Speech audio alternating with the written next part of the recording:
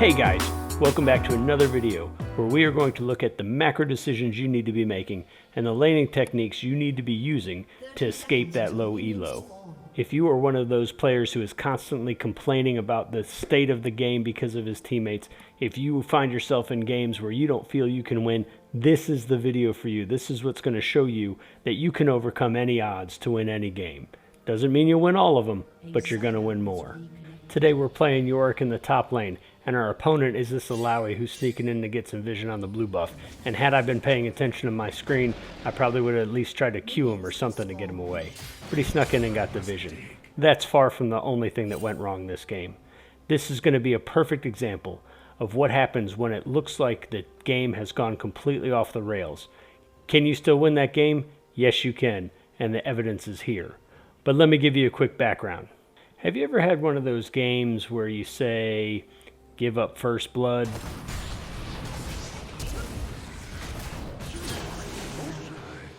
And then you die again.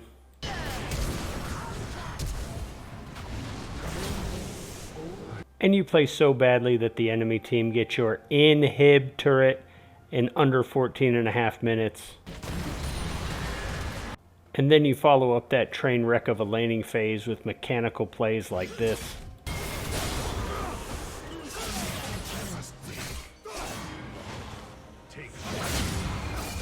So what do we most commonly do when we have a game start like this? What I see most often is people ask to forfeit. Either that or they blame their jungler. The truth is, forfeiting the game doesn't help me out. It only costs me LP. And I know that every game is winnable, at least up until a point. Flaming my jungler doesn't excuse the fact that I was caught out several times and I made several bad plays. But, like I said, this game was still winnable. Let's take a look at some of the decisions I had to make later on in the game to compensate for the mistakes I made early in the game. And stay tuned, you're going to see one of the best finishes to a game you've seen in a long time. I'd love to say this game started off with simple laning phase, where everything was kind of standard and I was able to edge out a CS lead. But the truth is, it didn't start off that way. As we talked about before, I gave up a really stupid first blood. It's even dumber when you watch the replay. I did this all game. Alawi would steal my soul and I would walk towards her and let her keep hammering on me. The truth is, I don't play against Alawi very often. And when I do, it's usually by someone who really doesn't know how to use the champ. And so in the past, I've been able to develop some bad habits and gotten away with it. Regardless, one of the things that I did do well is you can see when I TP'd back to lane, I tried to set up a mini freeze. Alawi left lane to go help Shyvana in the river, and I tried to use that time to eke back some of the XP and gold. It worked for a really short window. Alawi came back to lane. I don't think she knew what I was doing. She started to back up, and when she realized the wave wasn't coming back to her, she stepped up and started pushing the wave in. I decided to push into her and try to make her miss minions by fighting her and contesting every minion she was trying to take. That worked okay as well. I was able to whittle her health down pretty far, and she had to back. Then she immediately TP'd back to lane, and you can see I have a really good trade with her. I thought things were heading in the right direction. And perhaps if I would have played a little smarter, they would have. But I got overconfident again and thought I could really trade with her. But she chunked me out really good. And then if you watch this, she really pushed her advantage. She didn't let me sit back and farm under turret. When I stepped forward, she hit me with another soul stealer, or whatever the heck that spell's called. She was harassing me, and I couldn't stick around and farm. And when I came back to try to get some of that XP and some of that gold, she stepped right into my turret, and I knew I had to back up. It's props to Alawi. It's just a good play. But I did manage to pull off something that would help me out a little bit. I think Alawi realized she was on the wrong side of the turret here, and she didn't have vision of my mid laner, and she didn't have any help on the top side either. Her jungler was down on the bottom side of the map. So she backed, and I shoved the wave as fast as I could. Once I knew the wave was going to crash, I backed, and then I hustled back to lane. Normally a little bit of wave management like this would be a really good thing. I could deny the Alawi some gold and XP and I could gain some myself. But the truth is the Alawi had timed her back pretty well too. And here you can see I take another really awful trade. I walk towards her when she's got my soul in her hands, and then I die. This death was pretty bad. She had stacked up a couple minion waves, and I was going to miss all of it. I did TP back to lane, but I didn't really catch much of that wave. But I did seize upon a small window of opportunity. I was farming and I wasn't doing much, but Alawi left lane. Recognizing this situation gave me a very short window to claw myself back into this game. Anytime your opponent leaves lane, you should be thinking to yourself, is this a good time to push my wave as fast as I can? If the answer is yes, do that. Pushing the wave into the turret allows the turret to kill the minions. And if they're dying when your opponent isn't there, your opponent is losing gold and XP. Not only that, you can see here I get 2 turret plates. This is actually a pretty big win for the position I was in. When Alawi left lane, I was down pretty big. By the time she got back, I was still down, but not nearly as big. But it's important to remember turnabout is fair play. You can see here I backed and I didn't exactly hustle out of the base. I thought I had plenty of time to get myself back to lane to catch the next wave. I underestimated how quickly Alawi could push that wave. And you can see she shoved it right under turret. And the truth is that by the time I got back, not only was I missing some minions, I was also missing a turret. And because misery loves company, she also brought along company with her in the form of the Rift Herald and Shyvana. And they killed me till I was dead. And then, even worse, they took my inhib turret. This was an embarrassing game. It's not often that I give up this much this early in the game, and I knew that I had to get myself back on track. We pick up a quick kill on the Alawi here, but at this point the base is already in tatters and we have barely even left laning phase. It was time to get myself on track. It was time to remember the commandments, and I did just that. I knew I was way behind, and so what I figured was best was to focus on the minimap and to try to play in lanes where the enemy was not. That's right, this is called rotating away from the enemy. If the enemy is in the top lane, I'd go to the bot lane. If the enemy's in the bot lane, I'll go to the top lane. Whatever it takes to avoid a fight. And this produced immediate results.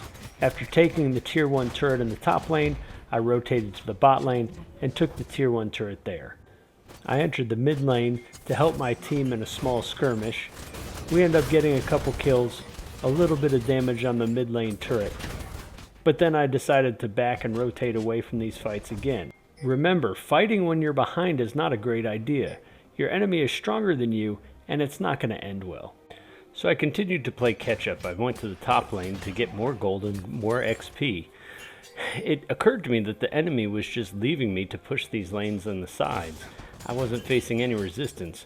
Looking at the minimap, you can see how much time the Alawi spent just trying to take the Scuttle Crab. Instead, she could have been denying me all of these minions and the tier 2 turret that I just got. Yasuo shows up, but it's a little too late, and I TP down bot. Here's another objective about to fall, and again, I'm really not getting any resistance from the enemy team.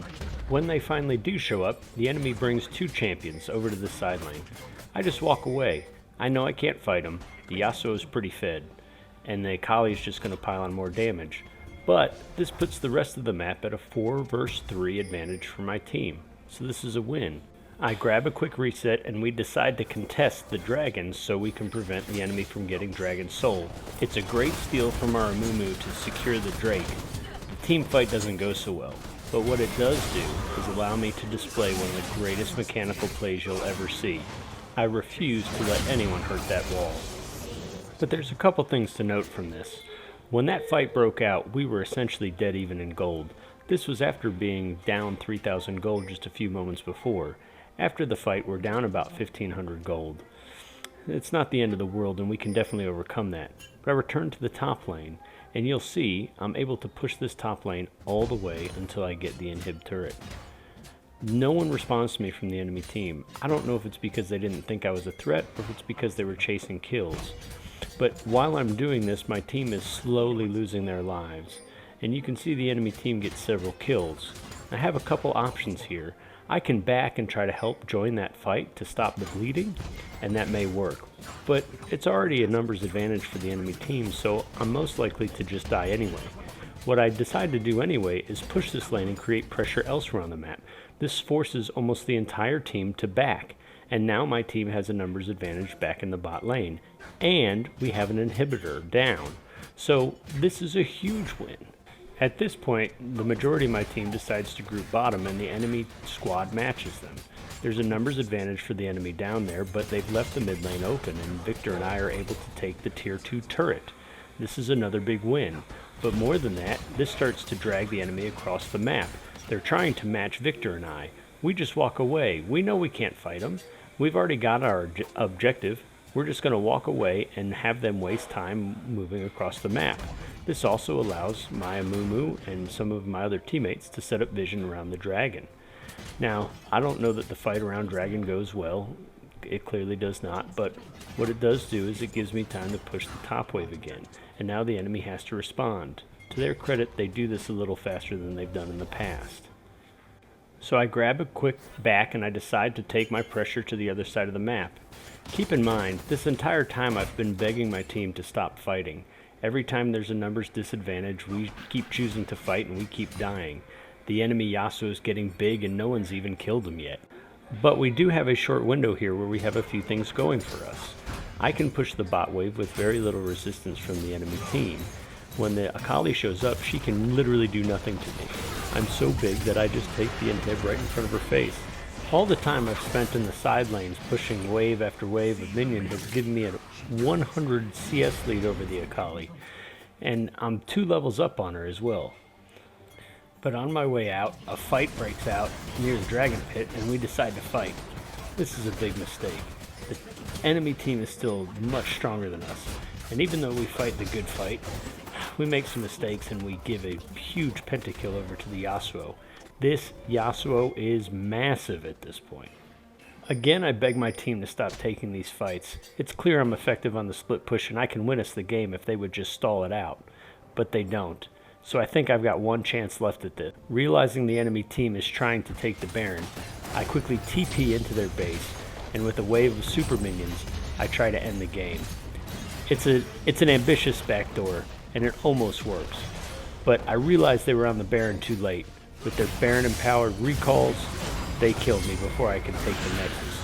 But I did get both Nexus turrets. And I actually did think to myself that with the success that I'm displaying, surely my team will listen to me now and stop taking fights. Boy, was I wrong. When I respawned, I headed back to the top lane to try to knock down the inhib that had respawned. And I was begging my team, please stop taking fights. Please, please, please stop taking fights. And they took every fight they could. And while I thought for sure I could take this inhibitor, my team was dying so quickly that I decided it was best for me to go back. Our base was exposed and there would be no second chances if I overextended at this point. So I backed, I typed some more to my teammates begging them not to fight, pushed out a few waves, and I kind of resigned myself to the fact that this game had been lost. But then, just as I had given up, the enemy team makes one of the smallest mistakes that gave me a window to win this game. Did you see it? Let's rewind and take a look. With a 9,000 gold lead and waves crashing in on our base, the enemy team tries to take a fight. It doesn't go well for them, but it doesn't go poorly either. No one dies, but we do manage to clear the wave. And here's the big mistake. The enemy team grabs a reset. Now, at this point we had super minions crashing in the top side of our base. We had to go respond to that. If the enemy just stays bot side and pushes the next wave in, they get that tower and that inhib down bot. It would crack our base wide open again. Instead, they allowed me to do 2 vital things. First, they allowed me to clear that wave and save our top inhibitor. But second, they allowed me to shove my maiden in the top wave. With how inattentive they had been to side waves, I decided to take a chance and send my maiden on a maiden's voyage. That's right. And at any point, if any of them had just decided to go clear that wave, we lose the game. But they don't. And it allows me to do this. I quickly TP to the top lane. Gonna join my maiden. And Victor had TP'd there as well. The only person on the enemy team that recognizes what's going on is the enemy Shyvana. But none of them understand how quickly I take objectives at this point. The Shyvana is pinging and pinging, but no one's paying her any attention, and you can see it's just a matter of seconds until we take the base. It's a huge win after a long period of terrible play, and it may be a little bit easy to feel bad for the Yasuo here. He never died the entire game and led pretty much every statistical category except for CS. But on the other hand, he never once matched me in a side lane. He and maybe Alawi were the only ones strong enough to take me down while I was split pushing, and neither of them ever came. And so, it's hard for me to say they didn't deserve to lose. Anyway, if you learned anything at all from this video or just really enjoyed watching that backdoor, please hit the like button, and as always, smash that subscribe button.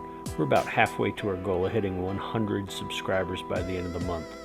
And stay tuned for the next video. It won't be long. I've already had some pretty wicked games. See you soon.